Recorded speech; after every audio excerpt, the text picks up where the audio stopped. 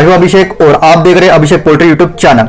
दोस्तों, बहुत सारे पोल्ट्री फार्मर भाई अपने फार्म पर अंडे के प्रोडक्शन के लिए लेयर मुर्गियां पालते हैं, जैसे कि BB380 हो गया, RAR हो गया, ब्लैक एस्ट्रोलॉप हो गया, ग्राम प्रिया हो गया। ठीक है, तो ऐसे में आप अंडों का प्रोडक्शन फ्री रेंज सिस्टम में कर रहे हो, केज सिस्टम से कर रहे हो या फिर डीप लिटर सिस्टम में अपने फार्म पर कर रहे हो, प्रोसेस कोई भी क्यों ना हो, लेकिन ऐसे में वैक्सीनेशन बहुत बड़ा रोल प्ले करती है। तो इसीलिए बहुत सारे पोल्ट्री फार्मर अपने फार्म पर जब लेयर मुर्गियां पालते हैं अंडों के प्रोडक्शन के लिए, तो वो मुझे कमेंट करके पूछते, व्हाट्सएप पे पूछते, कॉल करके पूछते कि अभिषेक भाई मुझे वैक्सीनेशन शेड्यूल बताइए, हम हमारे फार्म पर अंडे के पर्पज के लिए मुर्गियां पाल रहे हैं। ठीक है, तो वैक्सीनेशन का जब कभी भी आप अंडों की फार्मिंग करते हो, लेयर मुर्गे अपने फार्म पर पालते हो, तो वैक्सीनेशन का बहुत बड़ा मतलब बहुत बड़ा रोल प्ले होता है, बहुत बड़ा इंपॉर्टेंस होता है। तो आज के वीडियो में आपको टोटली पूरी डिटेल बताने वाला हूं कि कौन से दिन, कौन से हफ्ते में कौन सी वैक्सीनेशन कौन से प्रोसेस से देनी है। ठीक है, क्योंकि ये जो भी लेयर का बिजनेस होता है ये कोई 1-2 दिन का बिजनेस नहीं होता। जिस तरीके की ब्रायलर आप 40 दिन तक के पालते हो, 42वें दिन में आपके फार्म पर से बिक जाता है।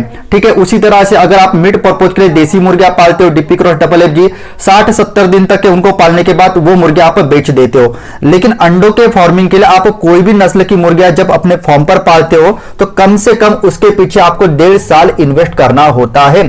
स्टार्टिंग के 5 महीने सिर्फ आपको मुर्गी अंडा कब देगी उसका ही इंतजार करना होता है, और 5 महीने के बाद 12 महीने तक के या फिर 14 महीने तक के आपकी मुर्गी लगातार अंडे देती है। तो इसका मतलब 12 महीने प्लस 6 महीने इज इक्वल टू 1.5 साल टोटली आपको उसके पीछे इन्वेस्ट करना होता है। ऐसे में अंडों की फार्मिंग या फिर लेयर फार्मिंग में बहुत बड़ा टाइम इन्वेस्ट करना होता है, बहुत लंबा समय उसमें इन्वेस्ट करना होता है। तो ऐसे में अगर आप वैक्सीनेशन प्रॉपर्ली नहीं करते हो तो इतने लंबे समय तक के अपने मुर्गियों को वायरल बीमारियों से रोकना या फिर दूर रखना बहुत बड़ी बात होती है। इसीलिए वक्त रहते वैक्सीन करना बहुत बड़ी बात होती है। तो आज इस वीडियो में आपको पूरी जानकारी उसकी मिल जाएगी। वीडियो के आगे ले जाने के पहले एक छोटा सा पोल्ट्री PDF ई बुक और हार्ड बुक का इंट्रो हम देख लेते हैं, उसके बाद वीडियो के हम आगे बढ़ेंगे। पोल्ट्री बिजनेस करना चाहते हो तो वीडियो में दिखाई जाने वाला पोल्ट्री PDF ई बुक और पोल्ट्री हार्ड बुक एक बार अगर आप पढ़ लेते हो तो पोल्ट्री के रिलेटेड बॉयलर पोल्ट्री फार्मिंग, देसी पोल्ट्री फार्मिंग और लेयर पोल्ट्री फार्मिंग की 90% जानकारी आपको मिल जाएगी। इस बुक में मैंने डिसीज, मेडिसिन, वैक्सीन और फीड मैनेजमेंट के अलावा चिक्स आने के पहले दिन से लेकर बड़े होने के बाद उनको बेचने तक इन सारी बातों को कवर किया है। पोल्ट्री PDF ई बुक और पोल्ट्री हार्ड बुक दोनों में भी सेम इंफॉर्मेशन दी गई है और ये दोनों भी बुक आपको हिंदी, इंग्लिश और मराठी भाषा में मिल जाएंगे। PDF ई बुक आपको मात्र 50 रुपये में मिल जाएगा और हार्ड बुक आपको 250 रुपये में मिल जाएगा अगर आप प्रीपेड 250 रुपये ऑनलाइन पे करके इस बुक को खरीदते हो तो। और अगर आप कैश ऑन डिलीवरी पे इस बुक को मंगवाना चाहते हो तो आपको 50 रुपये एक्स्ट्रा कैश कलेक्टिंग चार्जेस पे करना पड़ेगा। अधिक जानकारी के लिए या फिर इस बुक को खरीदने के लिए 91761143 इस व्हाट्सएप नंबर पे मैसेज कीजिए।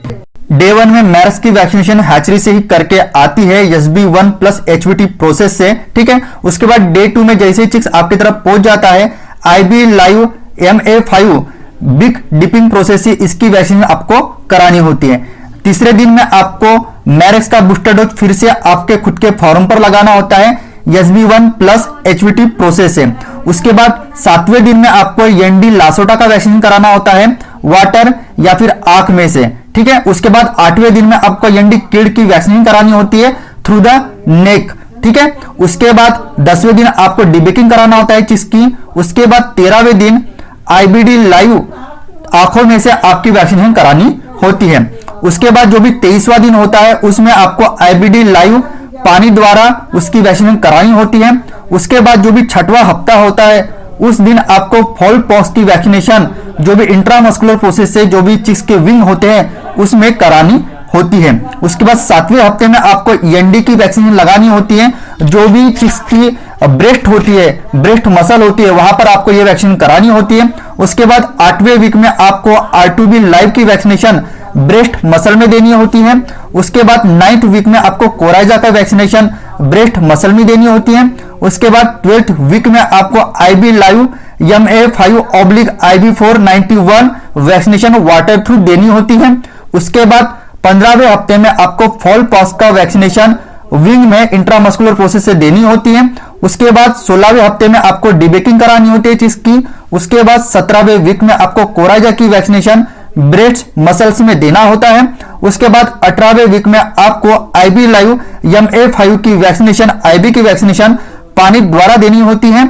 उसके बाद 20वें हफ्ते में आपको IB निफ्रो नाम की जो भी वैक्सीनेशन आती है वो वैक्सीनेशन किड नामक होती है, उसको आपको ब्रेस्ट मसल में देनी होती है।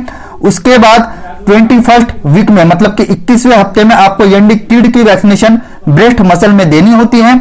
उसके बाद 22वें हफ्ते में आपको I2B लाइव की वैक्सीनेशन ब्रेस्ट मसल में देनी होती है। उसके बाद 45 वीक मतलब कि 45वें वीक में एंडीकिड की वैक्सीनेशन ब्रेस्ट मसल में देनी होती है। उसके बाद 36, 46 और 56 वीक में लासोटा का बूस्टर डोज पानी में से देना होता है। ठीक है, मैं एक ही सेट करूंगा कि जितने भी वैक्सीनेशन मैंने स्टेप बाय स्टेप बताया, एक आप कागज पे लिख लो और उसमें थोड़ा बहुत फेरबदल अगर आपको करना है तो उसके लिए आपके लोकल वेटरनरी डॉक्टर से संपर्क कीजिए।